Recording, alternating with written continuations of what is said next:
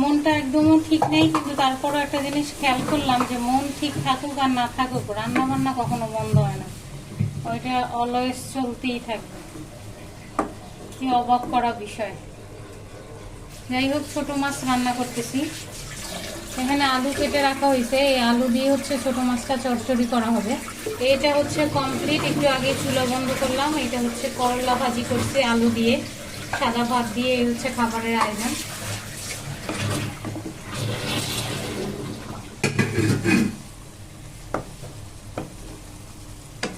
ছোট মাছ বড়বড়ই পছন্দ আমার অনেক, একটু অনেক ঝাল করে বসাইতেছি, কেন যেন মনটাও ভালো লাগতেছে না, কিছুই করতে ইচ্ছা করছিল না। কিন্তু একটা জিনিস খেয়াল করলাম, কিছু করতে ইচ্ছা করুক আর না করুক, রান্না বান্নাটা করতেই হবে জীবনে। যাই হোক, তো ভালো থাকেন সবাই, আমার চাচার জন্য সবাই দোয়া করবেন। আল্লাহ হাফেজ।